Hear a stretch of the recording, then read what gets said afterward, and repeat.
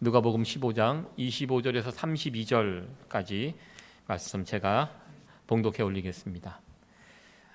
마다들은 밭에 있다가 돌아와 집에 가까웠을 때 풍류와 춤추는 소리를 듣고 한 종을 불러 이 무슨 일인가 물은데 대답하되 당신의 동생이 돌아왔음에 당신의 아버지가 그의 건강한 몸을 다시 맞아 드리게 됨을 인하여 살찐 송아지를 잡았나이다 하니 저가 노하여 들어가기를 즐겨 아니하거늘 아버지가 나와서 권한대 아버지께 대답하여 가로되 내가 여러 해 아버지를 섬겨 명을 어김이 없거늘 내게는 염소 새끼라도 주어 나와 내 벗으로 즐기게 하신 일이 없더니 아버지의 살림을 창기와 함께 먹어버린 이 아들이 돌아오매 이를 위하여 살찐 송아지를 잡으셨나이다.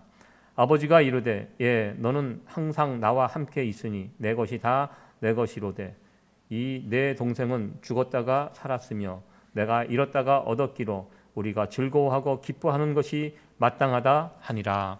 아멘. 우리가 살아가는 이 세상은 사랑이 점점 채워지는 그런 세상이 아니라 미움과 갈등과 증오가 점점 더 커져가는 세상이 아닌가 이렇게 또 생각을 해봅니다. 특별히 지금 한국이 내년 3월에 올 3월에 대통령 선거가 있습니다. 큰 선거가 있어서요. 선거가 있는 그 때가 되면 정말 시끄럽습니다. 그 미움과 이제 미움을 넘어서 증오와 왜 이렇게 사람들이 선거를 앞두고 갈라지고 싸우고 분열되고 그런 모습을 보면서 참 마음이 답답하기도 한데요. 예전에 그런 상황을 본 적이 있습니다. 정치인들이 막 싸웁니다. 막 정말 두 번 다시 안 볼 것처럼 험한 소리를 막 하다가 나중에 기자가 이렇게 물어봤어요. 그렇게 싸우다가 어떻게 보냐고. 그러니까 그 사람이 그런 이야기를 하더라고요. 카메라가 딱 꺼지면 점심시간에 같이 밥 먹으러 간다고. 우리들 생각보다 그렇게 뭐 사이가 나쁘지 않다고. 카메라가 탁 켜지면 막 싸우지만 딱 꺼지면 같이 형님 아우 하면서 밥 먹으러 다닌다. 그 얘기를 들으니까 굉장히 배신감을 느꼈습니다.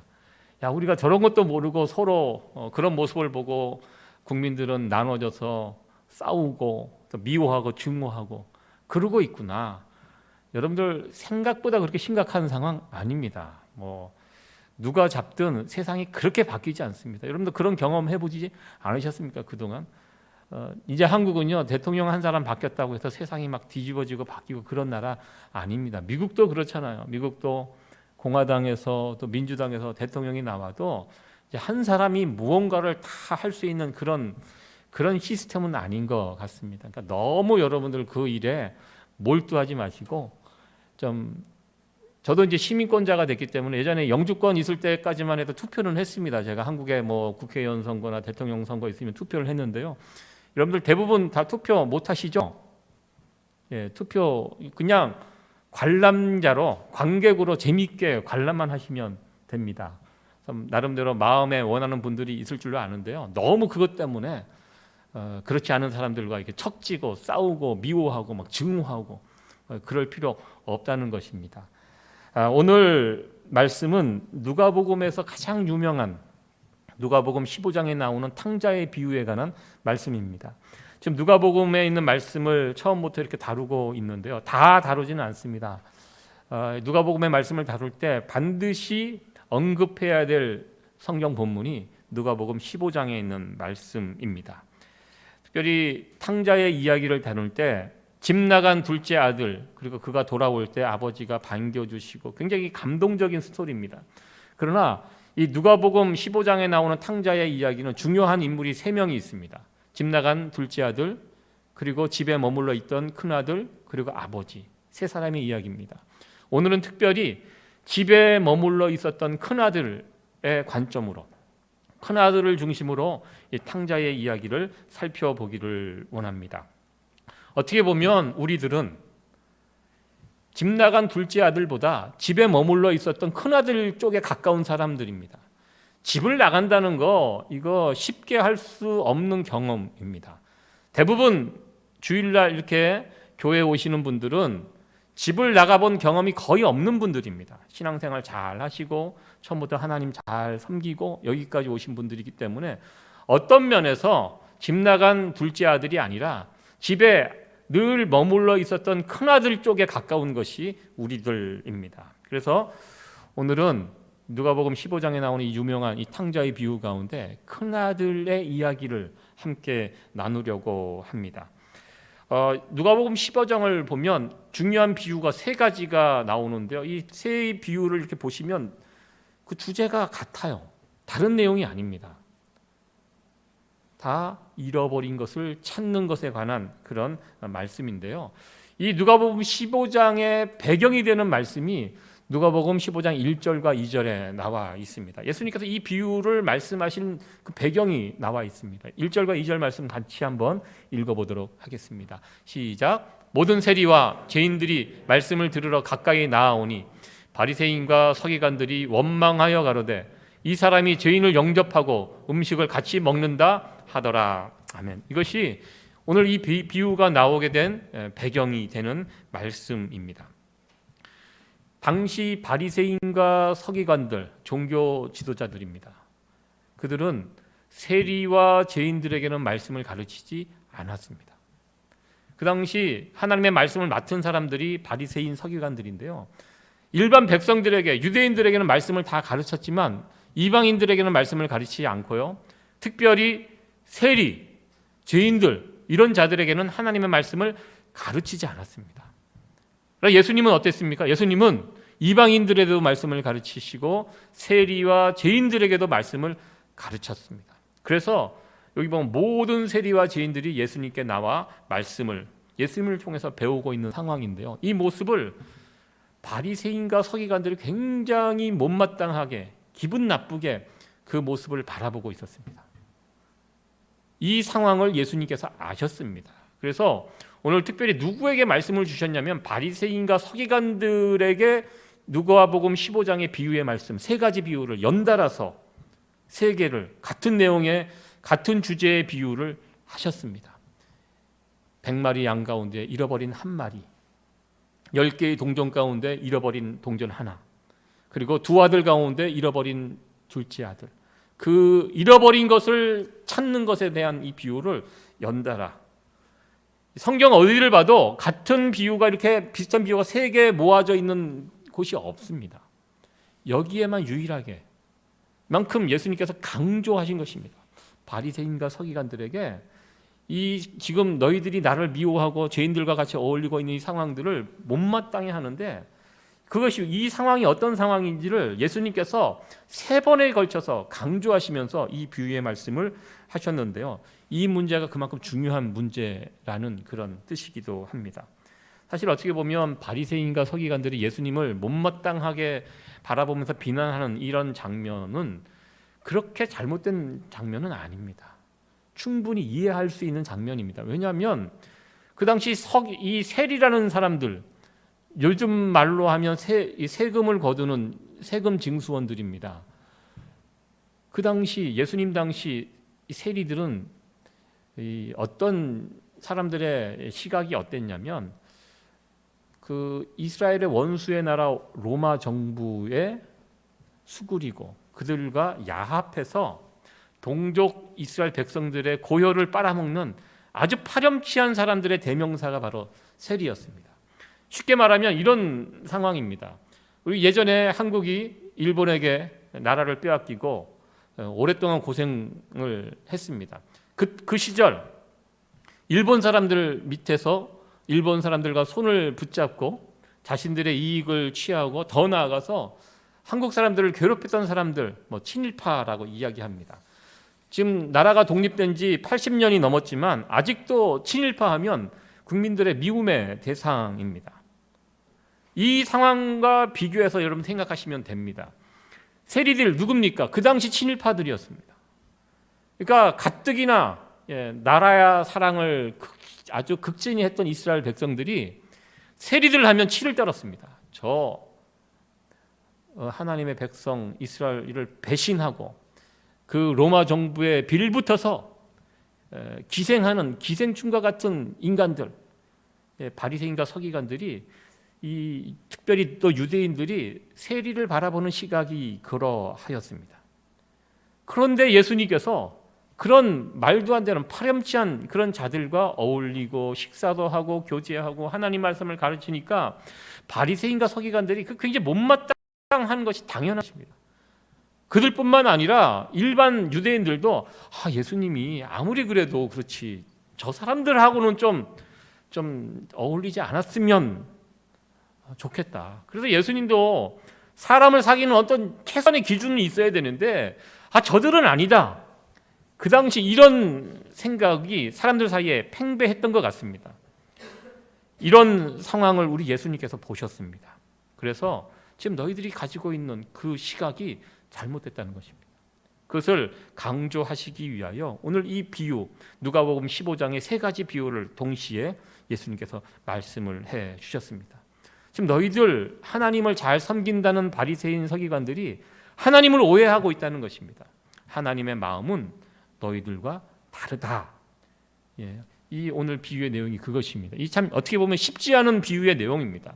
돌아온 탕자와 예수님, 그러니까 아버지와 화해하고 또 행복하게 지내는 좀 가슴 따뜻한 이야기처럼 들리지만 이 이야기를 우리와 적용해서, 왜냐하면 이 바리새인과 서기관들 큰 형은요 우리들과 가깝거든요. 우리들 이야기거든요. 우리 입장에서 보면 이 이야기가 쉬운 이야기가 아니라는 것입니다. 그러나 오늘 이 누가복음 15장의 이 말씀이 진리의 말씀이고 굉장히 중요한 말씀이기 때문에 여러분들 이 말씀을 기꺼이 우리들도 잘 받아들일 수 있는 그런 시간이 되었으면 좋겠습니다. 오늘 아버지 집에 머물러 있던 큰아들, 굉장히 지금 기분이 상한 상태입니다. 동생이 돌아왔습니다. 이 동생이 돌아오면 어떻게 해야 합니까? 정상적인 형이라면 달려가서, 저기 보면 렘브란트가 그린 탕자의 귀향이라는 아주 유명한 작품이 있습니다.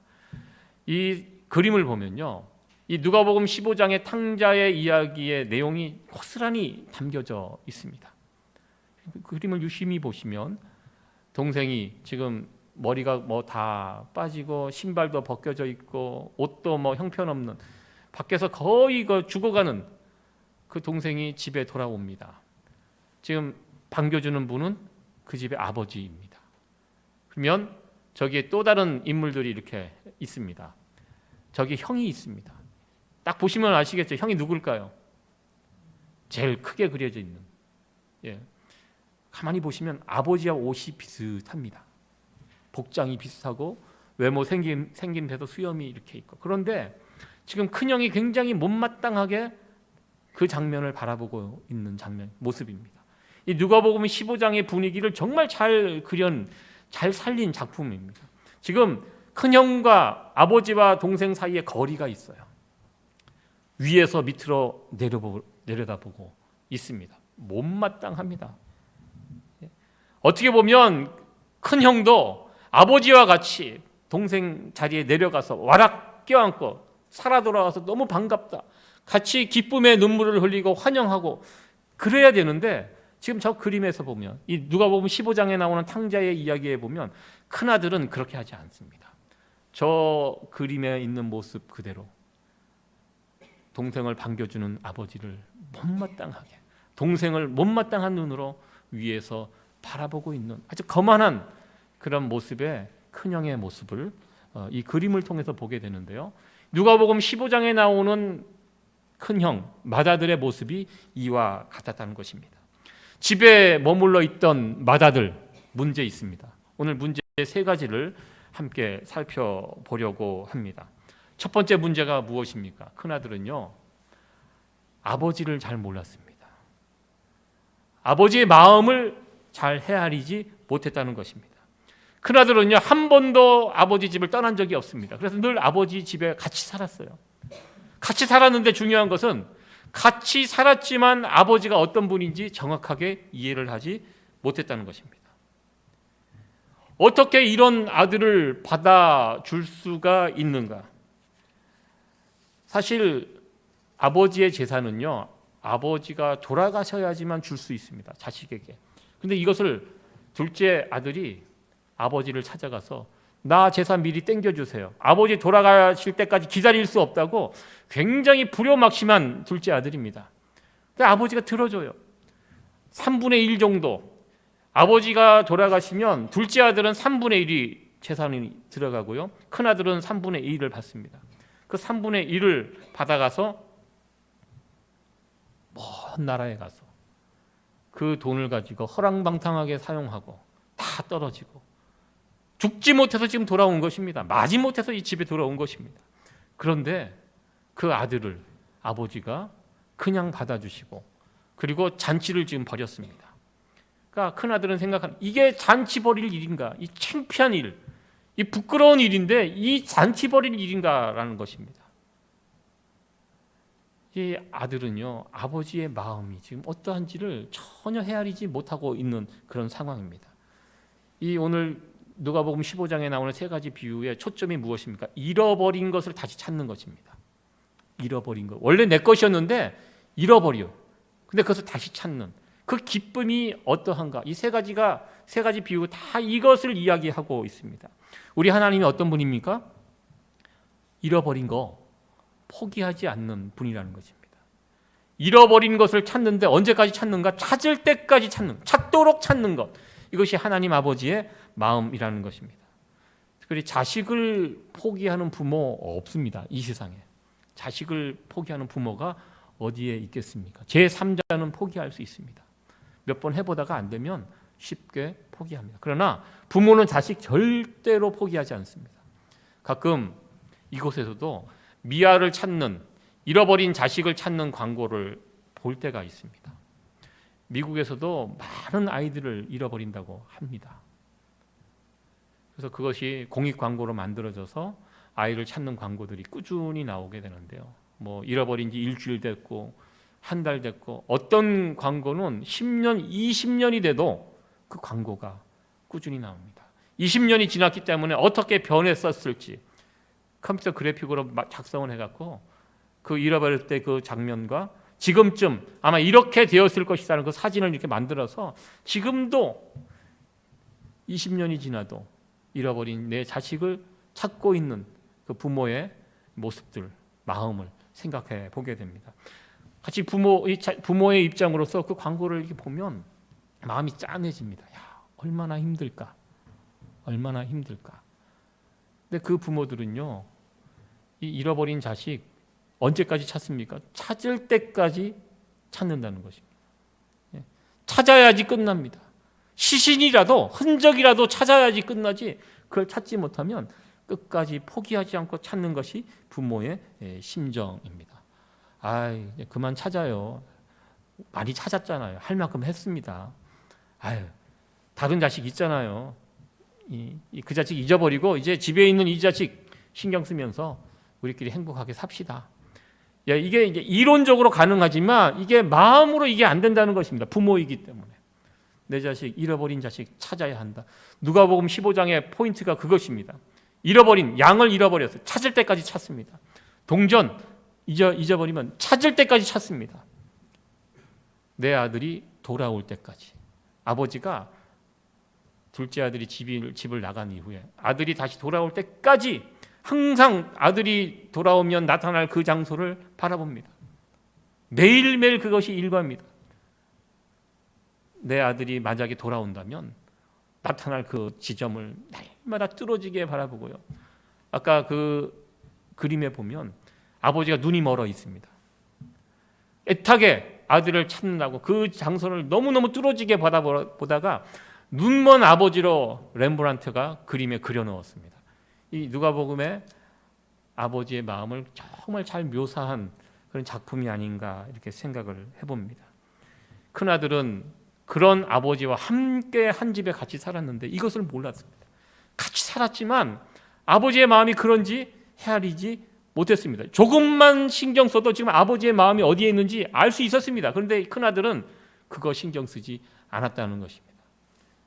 이 비유에서 나타나는 아버지는요, 하나님 아버지이십니다. 우리들 또한 하나님을 섬기는 자들입니다. 하나님을 섬길 때 중요한 것이 있습니다. 우리가 큰아들이 저질렀던 실수 저지르면 안 됩니다. 우리가 하나님 아버지를 모시고 예배하고 섬기고 살아가는데 중요한 것이 무엇입니까? 내 마음이 중요한 것이 아니라 먼저 중요한 건 하나님 아버지의 마음입니다. 하나님 아버지의 마음이 어디에 있는지, 하나님이 지금 무엇을 바라보고 계시는지, 그런 찬양이 있잖아요. 하나님 아버지 마음이 있는 곳에 내 마음이 있기를 원하고 하나님 아버지 눈길이 가는 곳에 내 눈길이 가기를 원한다는 그런 찬양의 가사가 있습니다. 여러분들 신앙을 갖는다는 것이 무엇입니까? 내가 신앙을 가졌다. 자기 중심적인 삶에서 하나님 중심적인 삶으로 바꿔가는 것이 신앙을 가졌다라는 것입니다. 하나님 만나기 전에는요, 세상이 나 중심으로 돌아갑니다. 세상이 나 중심이에요. 오늘 보면 큰아들 모습을 보십시오. 아버지 집에 살고 있지만 여전히 나 중심으로 살아가고 있는 큰아들의 모습을 보게 됩니다. 일하다가 집에 돌아왔는데 집에 잔치가 벌어져요. 잔치 소리가 막 나요. 종을 불러다가 이 무슨 소리냐? 이 말 자체가 일단 불만입니다. 아니 나도 안 왔는데 무슨 잔치를. 동생이 돌아와서 송아지를 잡았습니다. 아니 동생이 돌아온 것도 모르고 그런 얘기 들어보지도 못했는데 아니 나 없이 이 모든 일들이 진행이 됐다는 것입니다. 과거에 나를 위해서 아버지가 염소 새끼, 소하고 염소는 한 10분의 1 차이가 납니다. 그렇게 자기를 비하하는 거죠. 실제로 아버지가 그렇겠습니까? 나를 위해서는 염소 새끼 한 마리도 안 잡았는데 저 뭐라고 저거 돌아왔다고 소를 잡아? 이 말 속에 나도 안 해준 거 동생을 위해서 해준다. 이 기분이 나쁜 것입니다. 큰아들은. 큰형은 그동안 아버지 집에서 같이 살았지만 아버지 중심으로 살지 않고 자기 중심으로 살았습니다. 그러니까 둘째 아들은 집을 떠나서 아버지를 떠났고요. 그래서 이 집에 머물러 있던 큰아들, 이 아들을 가리켜 집에 머물렀던 탕자라고 그렇게 이야기를 합니다. 그 말이 저는 맞다고 저는 생각합니다. 집에 머물렀던 떠나있던 아버지 마음을 헤아리지 못한 건 두 아들이 다 똑같다는 것입니다. 이것이 문제였습니다. 하나님의 마음을 큰아들은 몰랐습니다. 그리고 두 번째, 자기 자신을 몰랐습니다. 29절에 보면 이런 이야기를 합니다. 우리 같이 한번 읽어보도록 하겠습니다. 시작. 아버지께 대답하여 가로되 내가 여러 해 아버지를 섬겨 명을 어김이 없거늘 내게는 염소 새끼라도 주어 나와 내 벗으로 즐기게 하신 일이 없더니. 여기 보면 내가 아버지를 여러 해 섬겼다라고 이렇게 표현합니다. 섬겼다. 아버지를 섬겼다. 네, 한글 성경으로 보면 이 단어가 무슨 뜻인지 정확하게 이해할 수 없지만 이 헬라어로 이 섬겼다, 둘로스라는 단어를 사용한다고 합니다. 둘로스는 종입니다. 내가 아버지를 아버지의 종이 되어서 섬겼다, 이렇게 지금 표현하고 있습니다. 지금 두 관계는 부자 관계입니다. 아버지와 아들 관계, 가족 관계인데요. 지금 자기 큰아들은요, 자기 스스로를 종의 위치로 낮춥니다. 종이 무엇입니까? 종은요, 일한 만큼 삭을 받습니다. 이 삭꾼이죠. 이 종이라는 것은. 내가 일을 10시간 하면 10시간에 대한 몫을 받는 것입니다. 네, give and take. 이 관계로 아버지와 아들의 관계를 이 큰 형은 보고 있습니다. 여러분들, 하나님과 우리의 관계가 주종 관계입니까? 아니라는 것입니다. 우리는 하나님의 자녀, 아버지와 아들의 관계입니다. 그 당시 바리새인과 서기관들은요, 하나님과 백성들의 관계를 주종 관계로 바라봤습니다. 그래서 하나님에 대해서 좀 거리를 두고 신하가 임금을 섬기는 것처럼 아주 좀 조심하고, 물론 우리가 거룩하신 하나님 앞에 나갈 때 그런 모습이 필요합니다. 너무 그러나 경직돼 있어요. 여기에 나오는 이 큰아들은 바리새인과 서기관들을 이야기합니다. 하나님이 그런 분은 아니거든요.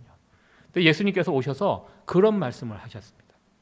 얘들아, 너희들은 하나님을 부를 때 아버지라 불러라. 특별히 아버지도 어떤 아버지입니까? 아바 아버지. 이 아바라는 뜻이 어린아이들이 아버지를 부를 때 하는 용어입니다. 아이들이 아버지를 아버님 이렇게 부르는 아이가 어디 있습니까? 어떻게 부릅니까? 아빠. 집에서 아빠. 예수님께서요, 이 땅에 오셔서 예수님 제자들에게 너희들 하나님 부를 때 아빠라 불러라. 아바 아버지라 불러라. 그리고 예수님께서 실제로 기도하실 때 아바 아버지라고 부르셨습니다. 우리 예수님이 어떤 분이냐면 하나님을 아바 아버지로 부르시는 분이고, 또한 예수님을 따르는 우리들을 아바 아버지로 부를 수 있게 해주시는 분이 우리 예수님이십니다. 이 큰아들은요, 아버지와의 관계, 친근한 부자 관계잖아요. 주종 관계로 스스로를 바라보고 있습니다. 내가 명을 어김이 없다. 아버지 명을 한 번도 어기지 않았어요. 어떻게 보면 되게 착한 것 같은데, 왜냐하면 왜 어기지 않았냐면 아버지 명을 지키는 것이 내게 이익이 되니까. 내가 손해 안 되는, 내가 아버지 시키는 대로 잘하면 내 이익도 늘어나니까, 결국 아버지 돌아가시면 아버지 재산 다 내 재산이 되니까, 이거 계산하면서 아버지 명을 지켰다는 것입니다. 여러분들, 아버지 명을 어기면 어떻게 되죠? 여러분들, 우리도 살다 보면 부모님의 명을 어긴 적이 많이 있습니다. 그럴 때 어떻게 됩니까? 뭐 때론 맞기도 하고 그렇지만 그렇게 큰일 일어나지 않거든요. 근데 지금 명을 어기면 큰일 나는 것처럼 이렇게 표현하고, 이건 주종 관계에서 벌어지는, 예전에 태조 왕건이라는 사극을 보면 궁예가 점점 이제 미칠 때 어떻게 합니까? 아까 저도 이게 설교 시간에 기침을 했는데요. 궁예가 신하들을 모아놓고 이런저런 이야기를 하는 가운데 신하 가운데 한 사람이 기침을 합니다. 누가 기침 소리를 내었는가? 그러면서 그 범인을 책줄해 갖고 철퇴로 때려 죽입니다. 이 얼마나 살벌한 장면입니까? 지금 이 큰아들은요, 하나님과 자신의 관계를, 아버지와 이 부자의 관계를 그런 식으로 바라보면서 바라보고 있다는 것입니다. 아니라는 것입니다. 우리가 아버지 말 어길 수 있습니다. 그럴 때 어떻게 합니까? 아버지가 혼내면 그냥 한번 울고 때리면 맞고 그리고 끝나는 것입니다. 아버지께 내 것이고 내게 또 내 것이고, 이게 이제 자식이 가지고 있는 기본적인 마인드입니다. 근데 지금 큰아들은 이런 마인드가 없어요. 그냥 아버지는 아버지, 나는 나, 주종관계로 바라보면서 이렇게 아버지 집에 머물러 있었다는 것입니다. 이것이 이 큰아들의 문제였습니다. 그리고 세 번째로 이 형은 형제애를 잃어버렸습니다.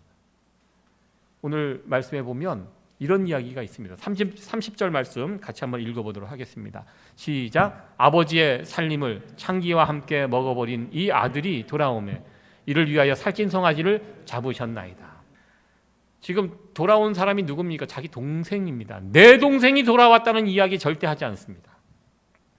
여기 보면 이 아들, 당신의 아들이라고 이야기합니다. 지금 여기 온 사람 내 동생 아니라는 것입니다.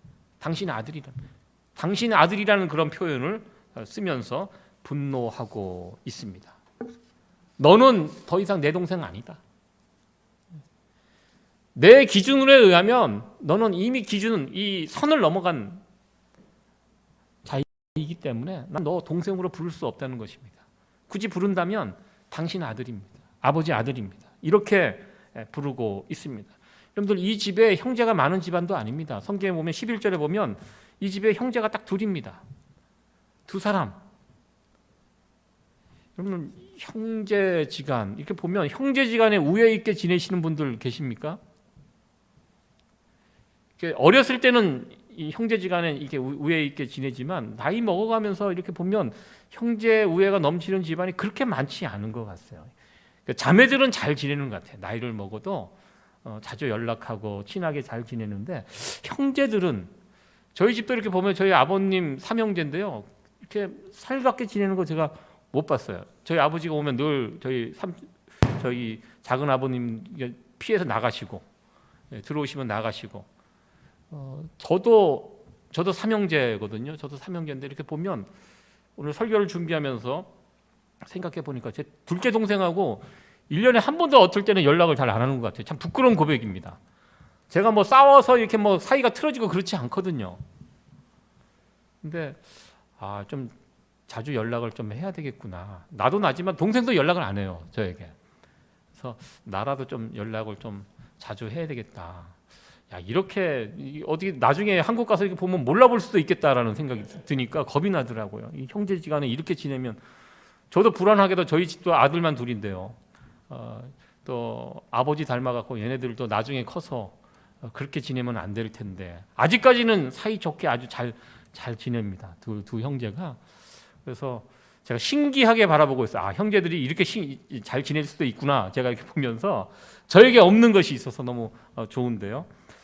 지금 아버지 집에 형제 둘이 이렇게 지금 사이가 틀어져 있는 거, 이거 누가 문제입니까? 집 나간 동생도 문제이지만 여기에 책임은 맏아들에게 있습니다. 큰 형이 문제죠. 이렇게 된 상황. 지금 동생이 집에 들어와 있어요. 근데 지금 성경에 보면 형이 그 집에 안 들어가려고 해요. 나 못 들어가겠다는 거예요. 동생, 저 못난 동생, 마음에 안 드는 동생이 지금 집에 있는데 나는 못 들어가겠다. 저 같은 공간에 있기 싫다. 예, 아무리 가장 미워하는 경우가 이겁니다. 같은 공간에 있는 것조차 싫은 것입니다. 그래서 아버지가 나와서 설득을 하고 있는 상황입니다. 가장 큰 거절입니다. 같은 공간에 같이 있는 것 거부하는 것. 이 상종조차 하지 않으려고 하는 이 가장 큰 거절. 그래서 예전에 미국도 여전히 이 인종차별 같은 것이, 뉴욕은 예전에는 많이 이곳에는 없다고 하고 저 미국의 남부 지방에 가면 인종차별 같은 게 남아 있다고 합니다. 저도 예전에 한번 그런 경험을 해본 적이 있습니다. 텍사스 지역으로 여행을 가는데 배가 고파서 이렇게 그 길가에 어느 식당에 이렇게 들어갔는데 사람들이 일제히 탁 쳐다보더라고요. 네, 쳐다보더라고요. 아무런 반응도 안 하고 쳐다만 봐요. 그러더니 우리가 가족이 자리에 앉아 있는데 웨이트리스가 안 와요. 한참 시간이 지났는데도 사람이 많은 것도 아니에요. 안 와요. 우리가 계속 기다렸어요. 이게 왜 안 오나? 처음에는 모르고. 그러니까 안 오는 겁니다.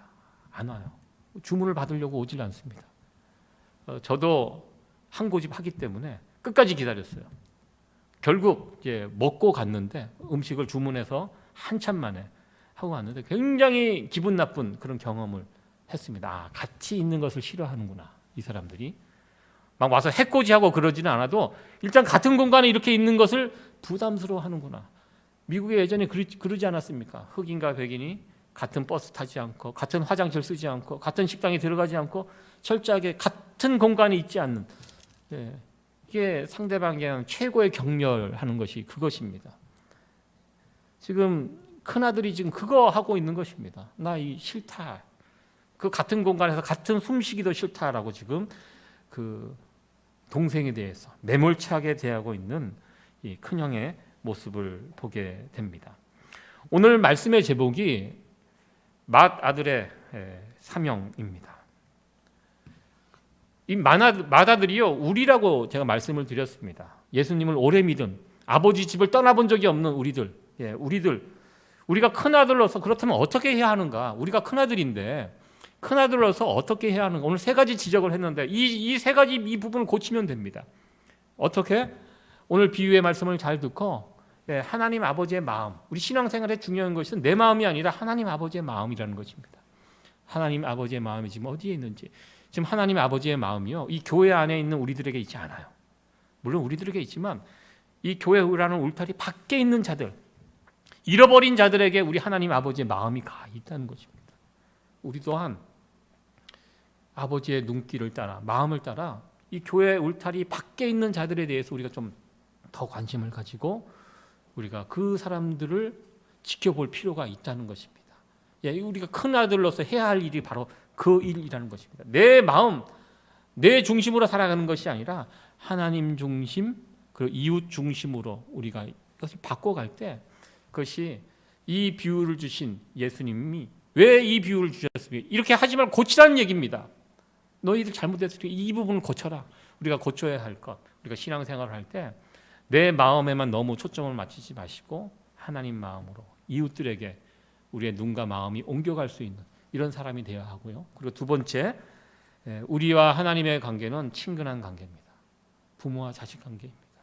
너무 하나님을 하늘 높이 두고 너무 신하와 왕의 관계로 이렇게 바라보지 마시고, 물론 그런 모습도 있지만 우리는 부모와 자녀 관계입니다. 아주 친근하게. 그래서 아버지가 아들을 알듯이 아들이 아버지를 알아가는. 그래서 아버지가 조금은 뭐 무슨 말씀을 하시면 그 말씀 속에 무엇이 담겨 있는지 여러분들 같이 오래 같이 살면 알잖아요. 남편이 이런 이야기를 하면 그 말 속에 무엇이 담겨 있는지 그 마음이 여러분 다 느껴지지 않으세요? 저도 이렇게 전화를 이렇게 하면 전화 속에서 나오는 음성 제 아내의 목소리만 딱 들어도 아 상태가 좋은지 나쁜지 압니다. 오래 사니까 그 보이더라고요. 예, 이 같이 사는 이 가족이기 때문에 그렇습니다. 예, 우리가 하나님과 이 관계를 더 친근하게 부모와 자식 관계로 이렇게 회복을 해야 되고요. 그리고 세 번째 오늘 하고 싶은 이야기가 세 번째 형제애입니다. 교회 다니는 사람들은요 마음이 따뜻해야 합니다. 사람들을 바라보는 시각이 부드러워야 합니다. 요즘 세상 사람들이 나 아닌 우리 편이 아닌 다른 사람들에 대한 시선이 너무 차가워요. 너무 냉혹해요. 이러지 말아야 된다는 것입니다. 그래서 형이 동생이 돌아왔을 때 반겨주고 위로해주고 격려해주고 세워주면 얼마나 좋겠습니까? 이런 식으로 있으면 어떻게 됩니까? 돌아온 둘째 동생이 얼마 되지 않아서 저 형 보기 싫어서 또 뛰쳐나갔을 것 같습니다. 그런 형하고 어떻게 같이 살 수 있겠습니까? 그 공간에 형이 고쳐야죠. 고치지 않으면 또 들어왔다가 또 뛰쳐나갈 수밖에 없는 상황인 것을 보게 됩니다. 우리가 요즘 나와 다른 사람들, 나와 다른 인종들, 나와 생각이 다른 사람들에 대해서 너무 우리 마음이 거칠어지고 심지어 적대적인 그런 관계로까지 나가게 되는데요. 그 하나님께서 우리에게 원하는 모습이 아니라는 것입니다. 좀 우리가 주변 사람들 이렇게 바라보는 시선을 좀 부드럽게 할 필요가 있다는 것입니다. 우리가 교회가 잃어버린 이 형제애를 다시 할 수 있었으면 좋겠습니다. 이 사람은 이래서 안 되고 저 사람은 저래서 안 되고 좀 우리가 기준을 좀 낮췄으면 사람에 대한 기준을 좀 낮췄으면 좋겠고요. 예전에 저를 아는 어느 목사님이 저에 대해서 그런 소개를 해 주시는 것을 들었습니다. 정 목사는 그러니까 관계가 좀 틀어져도 만나서 밥 한 끼 사주면 그냥 다 풀어지고 하니까 그렇게 저를 이렇게 소개를 해 주셨습니다. 정말 그렇습니다. 저도 이렇게 좀 마음이 좀 불편하고 좀 이렇게 관계가 틀어져서 같이 만나서 밥 사주면 밥 먹으면 다 용서가 되고 그 사람이 좋은 사람이 돼요. 그래서 제가 돌아다니면서 그 사람 참 좋다고 늘 얘기하고 그렇게 합니다. 그런 면에서 좀 여러분들 좀 편하게 했으면 좋겠습니다. 기준을 좀 낮추고 여러분들 하나님은요 우리가 생각한 것보다 훨씬 폭이 넓으신 분입니다. 하나님은 못 품을 사람이 없어요. 우리도 하나님처럼 다 품어야 된다는 제가 말씀을 드리는 것이 아닙니다. 우리도 살다 보면 도저히 품지 못할 사람들이 있습니다. 근데 너무 기준을 높이 삼으면 이 사람은 이것 때문에 안 되고 저 사람은 저것 때문에 안 되고 이러지는 마시고 10개 중에 하나가 마음에 안 들면 하나만 마음에 안 들어도 하는 것이 아니라 10개 중에 한두 개가 마음에 들면 8개가 마음에 안 들어도 마음에 드는 한두 개에 붙잡고 그거 소망하면서 같이 사귀면 마음에 드는 한두 개가 좀 지나면 두세 개가 되고 이렇게 될 것입니다. 새해에 우리가 2022년도 세상은 점점 폭이 좁아져 갑니다. 그러니까 나이를 먹어가면서 이 사귀는 사람들의 숫자가 자꾸 줄어드는 것 같아요. 여러분 안 그러세요? 우리 아이들은 다 친구죠.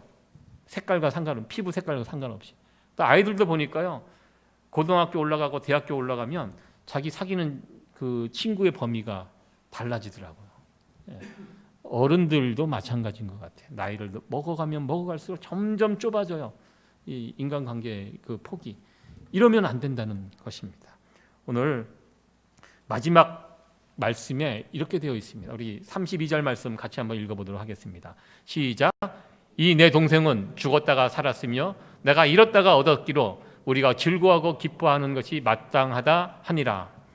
아버지가 이야기를 하고요. 이 말에 대한 아들의 대답은 나와 있지 않습니다. 초청을 하고 있습니다. 마땅하지 않니?